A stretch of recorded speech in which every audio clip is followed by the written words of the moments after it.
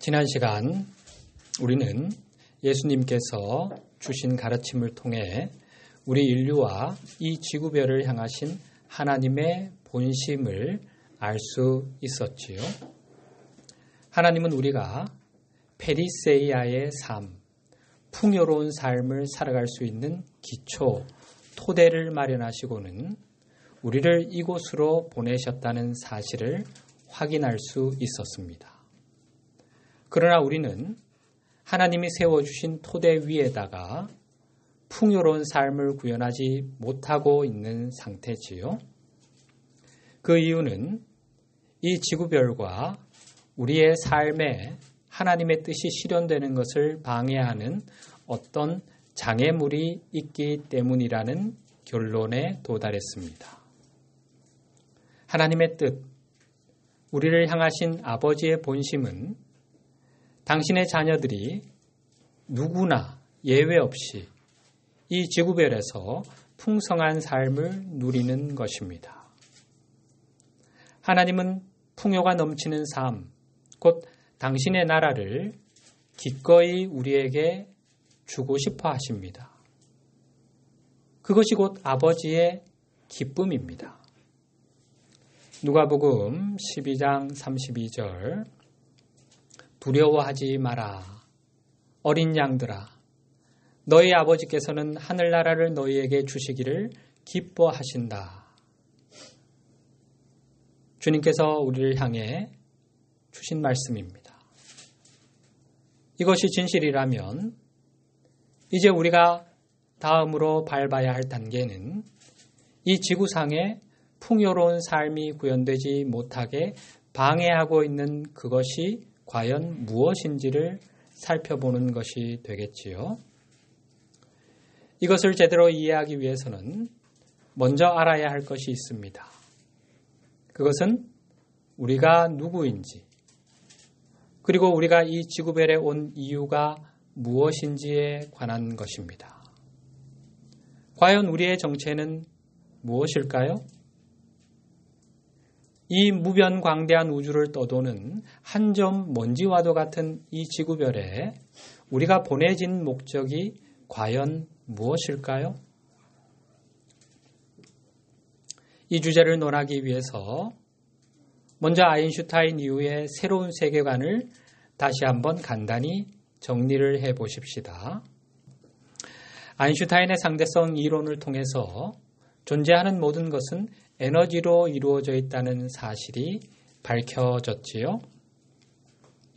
성경은 이 에너지를 가리켜 빛이라 칭하고 있지요. 창조주가 모든 것에 앞서 가장 먼저 창조하신 것이 바로 빛, 에너지였습니다. 하나님은 형상의 세계, 곧 만유를 창조하시기 위한 기본 진료로 먼저 빛을 만드신 것입니다. 에너지를 만드신 것이지요. 따라서 물질 역시 에너지의 한 형태에 불과합니다. 가시적인 형태로 나타난 에너지가 바로 물질입니다. 이 사실은 물질 우주가 영적 세계와 동일한 진료로 이루어져 있다는 것을 말해주지요. 다만 에너지의 진동수가 다를 뿐이지요. 영적 세계의 진동수 높은 순수 에너지가 물질의 형태가 될 때까지 그 진동수가 낮춰짐으로써 나타나게 된 것이 바로 물질 우주입니다.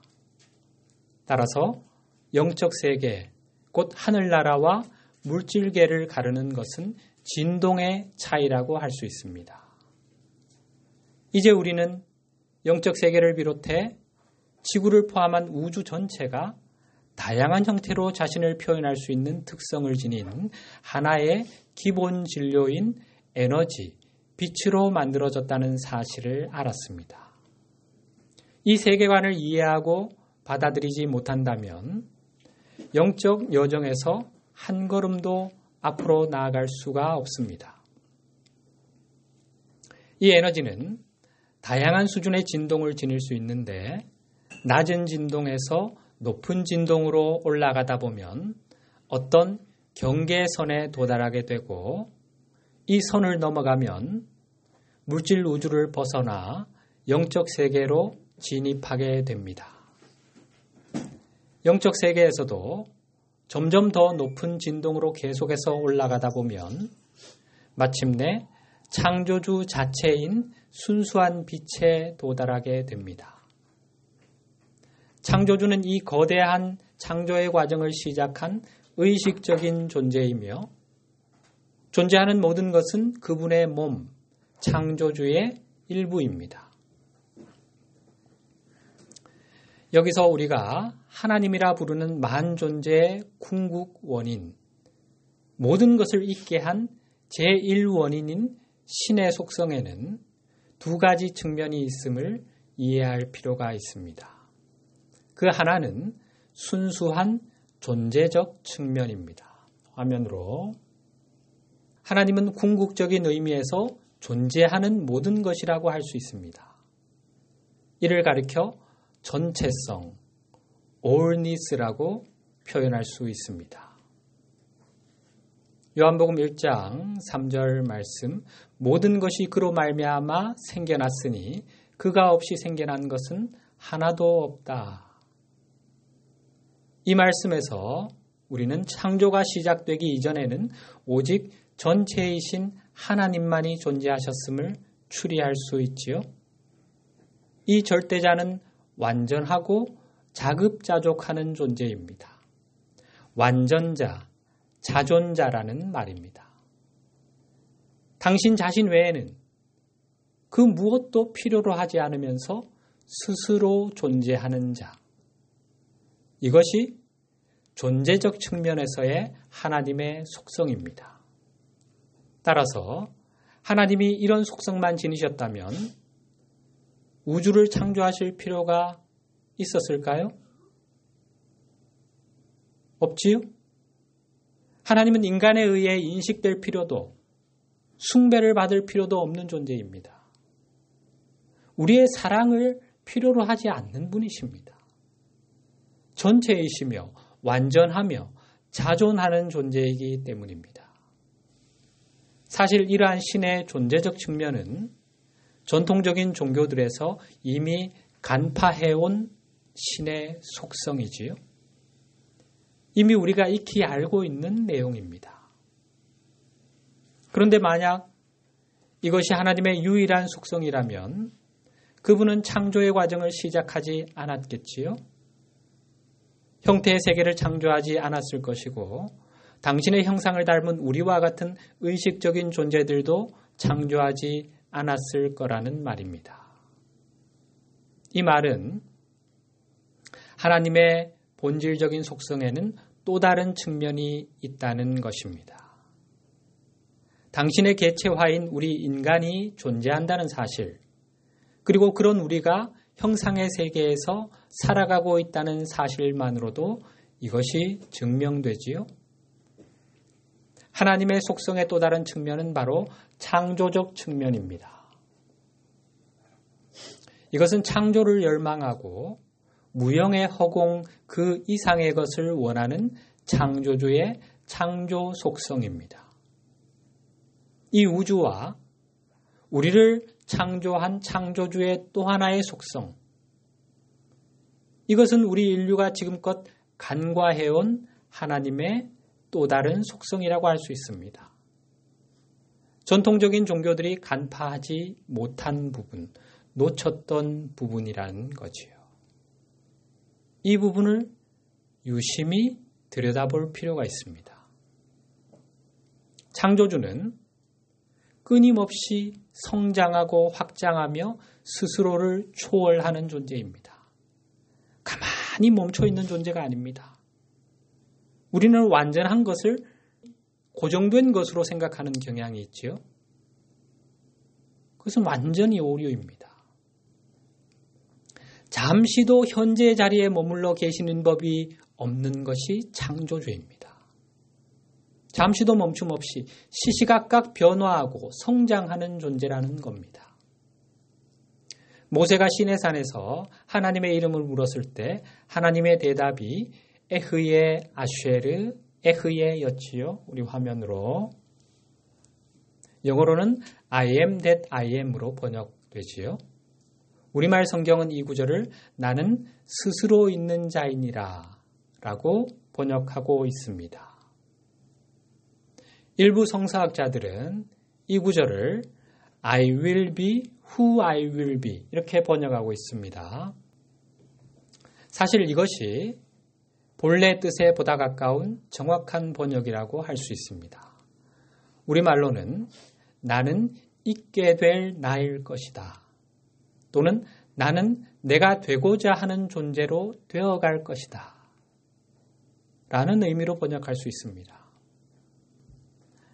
하나님의 이 답변에는 당신의 창조적인 측면, 즉 끊임없이 성장하고 확장하면서 스스로를 초월하는 창조주의 속성이 담겨 있지요. 사실 이것은 하나님의 이름이 아니지요. 하나님은 모세에게 당신의 이름을 알려주지 않으신 것입니다. 그 이유는 사람들이 당신의 이름을 사용해 고정된 형상이나 이미지를 만들기를 원치 않으셨기 때문입니다.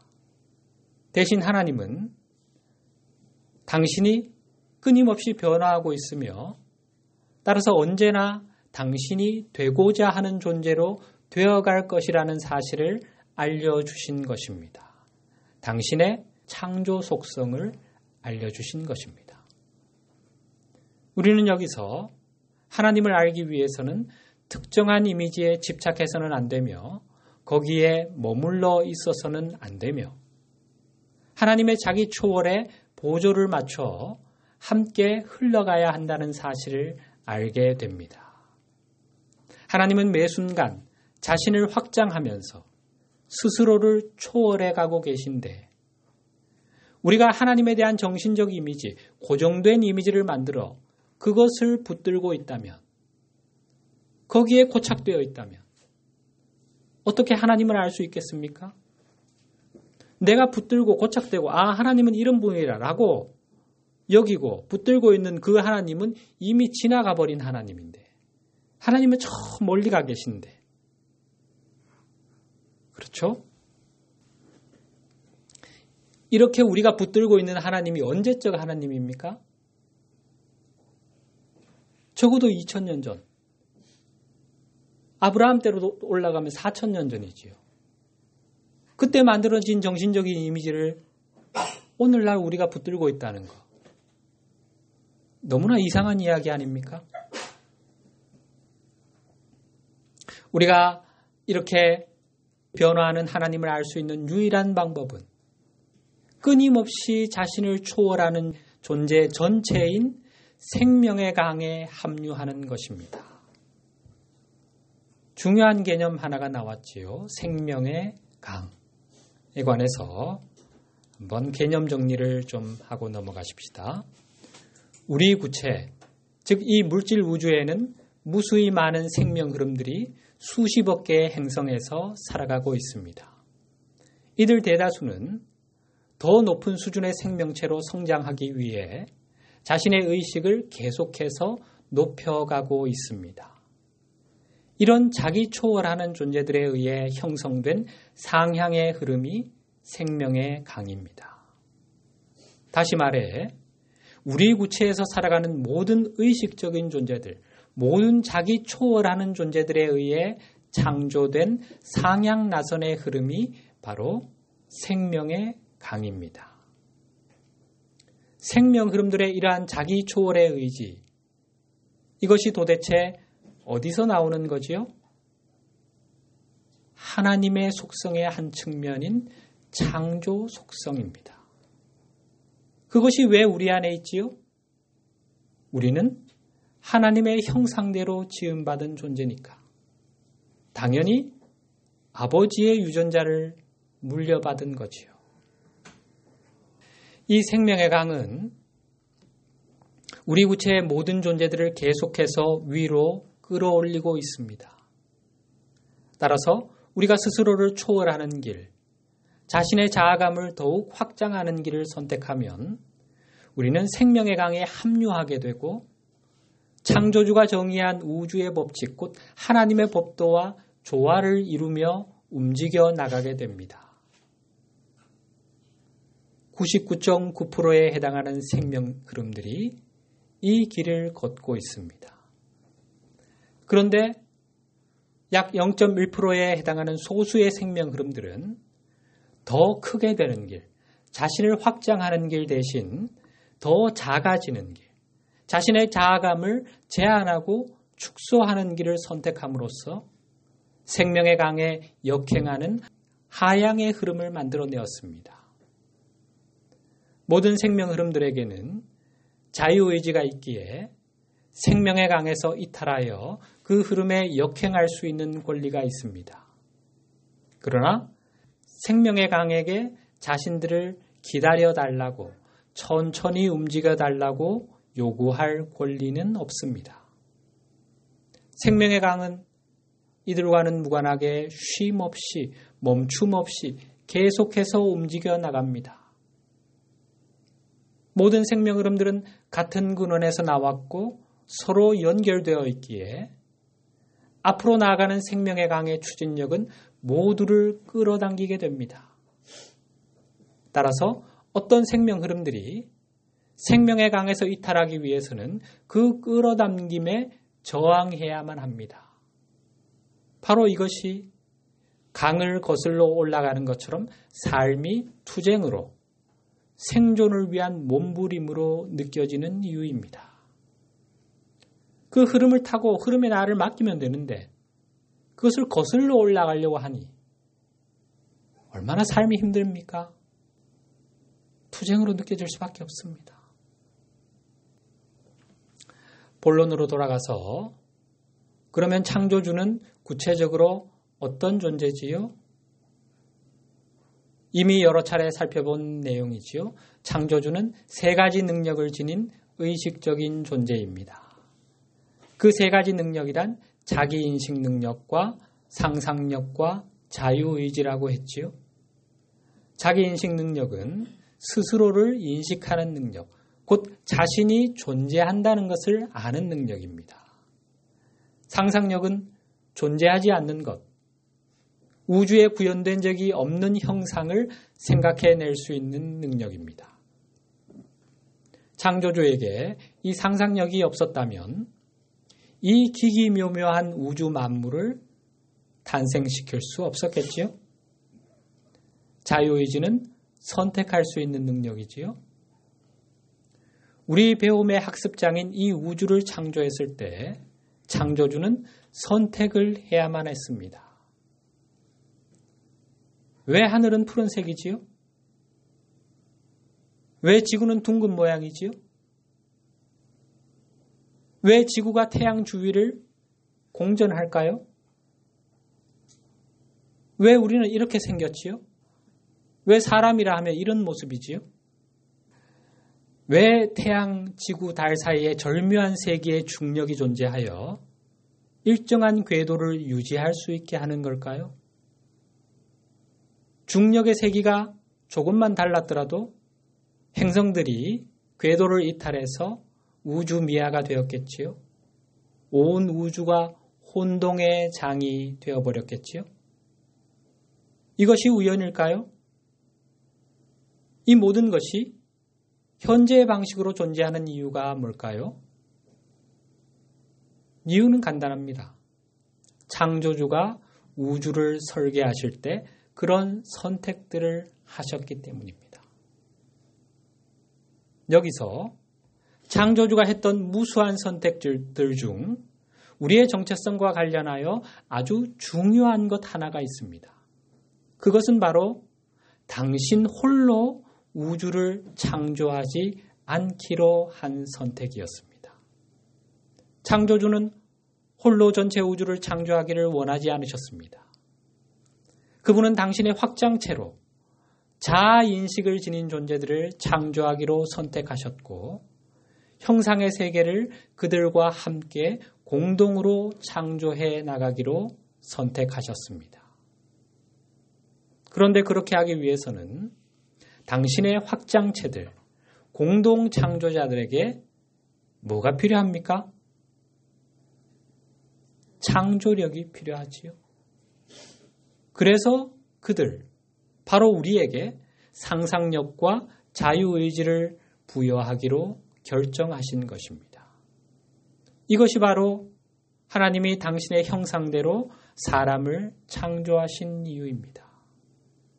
하나님은 무수히 많은 자아의식을 지닌 존재들을 창조하셨는데 그들 모두는 창조주가 만든 창조계 속으로 들어가 그곳을 여행하면서 창조주가 미리 마련해둔 토대 위에 기초공사 위에다가 창조계를 증설해 나가는 공동 창조자로 일하기로 계획되어 있는 것입니다. 창조주는 창조계 밖에서 창조하시고 공동 창조자들은 창조계 안에서 창조한다고 할 수 있습니다. 우리가 누구인지, 이 지구별에 온 이유가 무엇인지, 즉 우리의 정체성과 삶의 목적의 윤곽이 서서히 그려지기 시작하지요. 여기서 우리에게 상상력과 자유의지를 주신 창조주의 깊은 섭리를 이해할 필요가 있습니다. 하나님이 우리에게 창조력을 부여하심으로써 우리를 당신과 함께하는 공동 창조자로 설계하셨다는 사실에는 우리 삶의 풍요는 단순히 외부로부터 자동적으로 주어지는 것이 아니라는 의미가 들어 있습니다. 우리는 반드시 자신의 상상력과 자유의지를 사용해 우리 스스로 풍요로운 삶을 구현해내야만 합니다. 이를 위해 우리는 내 마음과 이 지구별을 다스리는 권한을 스스로 가지겠다고 결정해야 합니다. 하나님이 우리를 창조하실 때 주신 그 통치권, 삶에 대한 이 지구별에 대한 통치권을 우리는 잃어버리고 살아왔습니다. 이제는 그것을 내가 가지겠다고 결정해야 한다는 것입니다. 좀 더 정확히 말하면 우리 하위 존재의 정수인 의식자가 자신의 내하위체와 이 물질계에 대한 통치권을 가지겠다고 의식적으로 결정해야 한다는 것입니다. 그렇게 결정함으로써만 우리는 창조주의 창조 계획에 부합하는 상태로 나아갈 수 있게 됩니다. 창세기 1장 28절 하나님이 그들에게 복을 주시며 하나님이 그들에게 이르시되 생육하고 번성하여 땅에 충만하라. 땅을 정복하라. 바다의 물고기와 하늘의 새와 땅에 움직이는 모든 생명을 다스리라 하시니라. 정복하라, 다스리라 하시며 그 권한을 주셨는데 이걸 잃어버린 거죠. 우리를 향하신 창조주 하나님의 본래 계획이 고스란히 드러나는 구절이죠. 하나님은 당신의 자녀인 우리를 이 지구별에 보내시면서 물질계를 다스리라 명하셨습니다. 하나님은 이 지구별에다 풍요로운 삶이 가능한 기초공사를 해놓으셨고 그 토대 위에 풍요를 창조할 수 있는 능력, 곧 지구에 대한 통치권을 우리에게 부여하신 후 우리를 이곳에 보내신 것입니다. 풍요를 창조할 수 있는 모든 조건을 마련해 주었으니 그 바탕 위에 풍요로운 삶을 창조하는 것은 너희의 몫이다. 도전해보아라 하시며 한 걸음 물러나시어 우리를 지켜보고 계시는 것입니다. 하나님은 풍요로운 삶이 자동적으로 우리에게 주어지게 우주를 설계하지 않으셨습니다. 여기에는 우리를 기계적으로 움직이는 로봇이나 동물이 아닌 스스로 삶을 창조하고 개척해 나가는 지성적인 존재로 창조하신 하나님의 깊은 섭리가 들어 있습니다. 그런데 우리에게 창조력, 곧 상상력과 자유의지가 주어졌다는 것의 다른 일면은 우리가 풍요로운 삶 대신에 결핍의 삶, 고통의 삶을 창조할 수도 있다는 것이지요. 그런데 지금껏 우리 인류는 무엇을 창조해 왔지요? 우리의 상상력과 자유의지를 통해 어떤 선택을 해왔습니까? 이제 우리는 무엇이 잘못되었는지, 왜 이 지구별이 결핍과 고통으로 가득 차 있는지, 그리고 우리가 풍요로운 삶을 살기를 바라시는 하나님의 뜻이 실현되지 못하게 막고 있는 것이 무엇인지에 대한 답을 얻었습니다. 그것은 우리 인류가 자신의 상상력과 자유의지를 올바로 사용하지 못하고 있는 것입니다. 지금껏 우리는 우리의 창조력을 잘못 사용해 온 것입니다. 창조력의 오용이지요. 이것이 우리의 삶이 풍요로 채워지지 못하고 있는 근본 이유입니다. 우리는 삶의 풍요를 가져오고 그 풍요를 계속해서 증가시키는 방향으로 우리의 상상력을 사용하는 대신 풍요가 제한되는 삶, 결핍이 난무하는 세상을 마음에 그리고는 그것에 에너지를 투사해 온 것입니다. 그러니 이런 세상이 물질의 현실로 구현될 수밖에 없는 거지요. 우리는 이것이 이 지구별에서 가능한 유일한 현실이라고 받아들였고, 그렇게 함으로써 환영과도 같은 이 결핍과 고통의 현실을 만들어낸 것입니다. 하나님은 우리에게 상상력과 자유의지를 선물로 주셨고 그 선물에 어떠한 제한도 두지 않으셨습니다. 따라서 당신의 비전에 훨씬 못 미치는 현실을 우리가 창조하더라도 이를 허용하십니다. 우리에게 완전한 자유를 주신 것이지요. 사실 이런 상황은 어떤 의미에서는 하나님의 섭리에 부합하는 것이라고도 할 수 있습니다. 하나님은 우리가 물질계를 여행하면서 자신과 전체를 위해 최선의 방식으로 창조력을 사용하는 법을 다양한 경험을 통해 배우기를 바라시기 때문입니다. 배움의 과정에서 일시적으로 결핍과 고통의 상태를 겪어야 할 필요가 있다면 하나님은 그런 일이 일어나도록 허용하십니다. 그러나 우리가 이러한 상태에 머물러 있는 것이 하나님이 바라시는 것은 아닙니다. 하나님은 우리가 깨어나 이런 결핍과 고난을 불가피한 현실로 받아들이지 않겠다고 결심하는 지점에 이르기를 바라고 계십니다. 나아가 삶의 고통은 필요 없으며 이 궁핍의 감옥에서 벗어날 방법이 있음을 우리가 하루속히 깨닫기를 바라시는 것입니다. 이것이 하나님의 소망입니다. 허용하시는 것과 소망은 별개의 것이지요. 우리가 넘어지고 무릎이 깨어지면서 배움을 얻는 과정이라면 어쩔 수 없이 허용하시지만 그것이 아버지의 마음은 아닌 거죠. 이런 하나님의 바람을 실현할 수 있는 유일한 길은 현 상황을 창조한 우리의 의식 상태를 초월하는 것입니다. 문제를 만들어낸 의식으로는 결코 그 문제를 해결할 수 없다. 현재의 의식 상태, 곧 이원성 의식, 분리의식을 초월함으로써만 우리는 이 결핍과 고통의 감옥에서 벗어날 수 있습니다. 모든 참된 종교와 영적 가르침들이 전하려는 핵심 내용이 바로 이것입니다.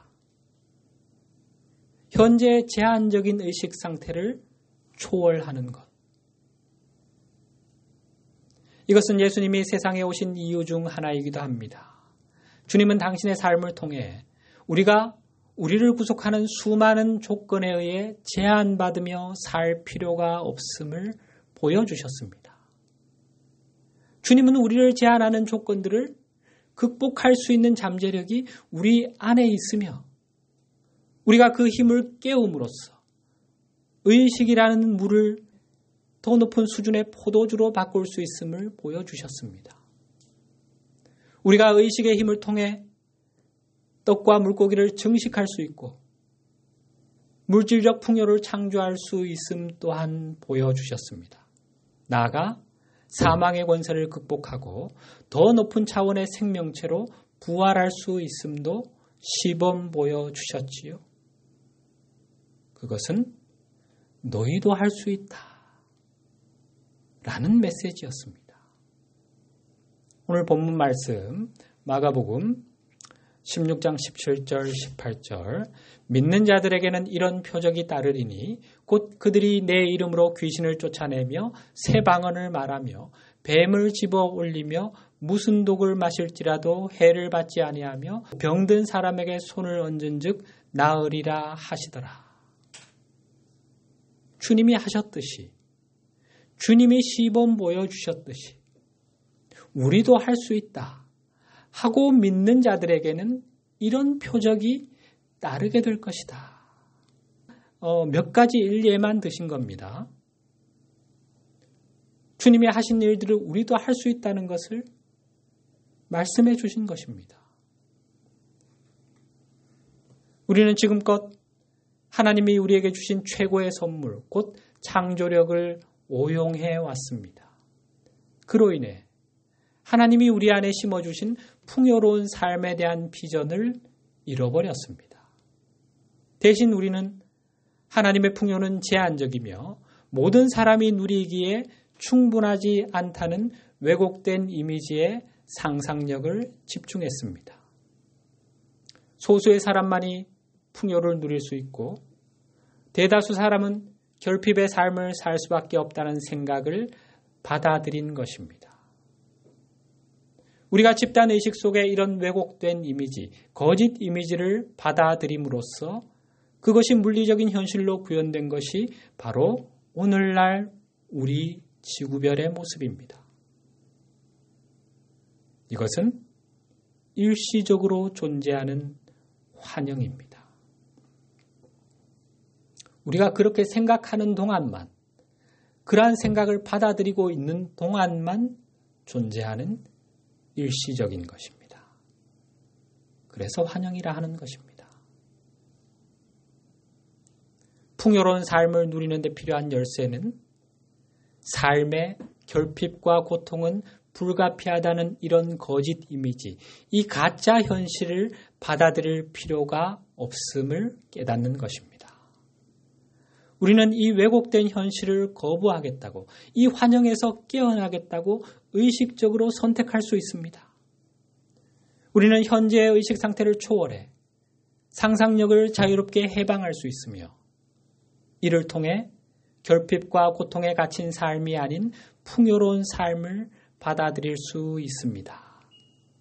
이 모든 것은 외부가 아닌 우리 안에서 일어나는 일이지요. 내면의 여정이지요.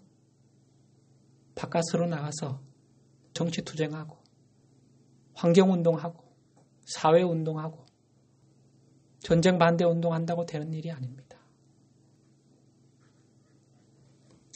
풍요의 삶, 곧 하나님 나라를 세상 속에 실현할 수 있는 핵심 열쇠는 자유의지를 사용해 온갖 불순물들에 의해 제한을 받고 있는 우리의 상상력을 정화하는 것입니다. 우리에게 당신의 나라를 유업으로 물려주시는 것이 하나님의 기쁨이긴 하지만 하나님은 우리에게 창조력을 주시어 우리가 스스로 자기 내면에서 그 나라를 가져올 수 있게 설계하셨습니다. 우리가 진정 풍요를 원한다면 하나님 나라는 너희 안에 있다 하신 예수님의 말씀을 깊이 묵상하고 받아들일 수 있어야 합니다. 우리에게 하늘나라라는 기성품을 덥석 안겨줄 외부의 신은 없습니다. 그런 신은 없습니다. 우리가 이 지구에서의 경험, 삶의 경험을 재창조할 수 있는 능력을 내면에 지니고 있다는 사실을 깨닫는다면 이것은 아버지 집으로 향해 가는 여정에서 중요한 한 걸음을 내디딘 것입니다. 지난 세월 우리는 우리가 이 물질계에서 경험하는 모든 것이 벗어날 수 없는 현실, 곧 운명의 굴레이며 우리에게는 이 불가항력적인 현실에 맞설 힘이 없다고 믿도록 프로그램되어 왔음을 알아야 합니다. 우리는 우리를 제한하는 지구상의 수많은 조건들과 한계들이 실제하는 것이며 피해갈 수 없는 것이라는 생각에 길들여져 왔습니다. 우리 자신을 통제 불가능한 외부 환경의 노예로 생각하도록 프로그래밍되어 온 것입니다. 내 안에 자동적으로 그렇게 작동하는 프로그램이 있다는 걸 여러분 잘 살펴보십시오. 이미 알지 않습니까? 그걸 지금 우리가 바꾸느라고 애를 쓰고 있지요. 영적 스승님들이 그 프로그램들을 깰 수 있는 그런 도구들을 주시고 그런 가르침들을 주셔서 부지런히 깨어나가고 있지요. 이러한 생각들은 우리가 하나님의 형상대로 지음받은 존재라는 하나님의 말씀을 정면으로 부정하는 거짓말들이지요. 하나님의 DNA를 물려받은 상상력과 자유의지를 지닌 우리는 상상력을 정화해서 그것을 자유롭게 풀어주고 하나님의 창조 원리와 조화를 이루는 방식으로 자신의 자유의지를 사용함으로써 언제든 삶의 경험을 재창조할 수 있습니다. 이것이 예수님께서 전해주신 진리입니다. 임계수치에 이르는 사람들이 이렇게 한다면 이 지구별에서의 집단 경험을 재창조할 수 있습니다. 이렇게 함으로써 우리는 지구상의 80억 사람들 모두가 풍요로운 삶을 누리기를 원하시는 하나님의 소망이 실현되는 현실을 공동 창조할 수 있게 됩니다. 우리에게는 그럴 능력이 있습니다. 예수님께서 우리를 향해 너희는 다 신이다 하신 말씀을 기억하지요. 다만 그 능력을 사용하는 방법을 잘 모르고 있는 것뿐입니다. 우리는 언제라도 이 창조의 능력을 회복하여 결핍과 고통의 삶에서 풍요의 삶으로 나아갈 수 있습니다. 우리가 마음을 돌이키고 뜻을 세운다면 그 구체적인 방법, 풍요를 향해 가는 길이 우리 앞에 나타나게 될 것입니다. 그것이 하나님과 그분의 대리자들인 영적 스승님들의 간절한 소망이니 그럴 수밖에 없는 거지요. 우리는 이제 우리의 창조력을 제한하는 것들, 즉 하나님과 우리 자신에 대한 모든 왜곡된 이미지들, 그리고 우리가 사는 우주에 대한 그릇된 인식, 오해, 몰이해, 무지에서 우리를 해방시켜줄 영적 가르침과 구체적인 수행법들을 앞으로 계속해서 살펴보게 될 겁니다. 이 여정을 통해 우리가 이 지구별의 풍요의 시대를 열어갈 수 있게 될 거라고 확신합니다. 이미 세계 도처에서 이 여정을 시작한 사람들이 있습니다. 그 흐름에 합류하는 것이지요. 소수의 사람이 마중물 역할을 함으로써 이 지구별의 풍요의 시대, 황금 시대가 열리게 될 것입니다. 가슴 설레는 일 아닙니까? 이 시대에 우리에게 전해지는 영적 스승님들의 메시지, 즉 진보적 메시지의 출처가 궁금하신 분들이 계실 텐데 아래 설명란에 링크를 하나 올려드리겠습니다. 그것을 방문해 보시면 되겠습니다.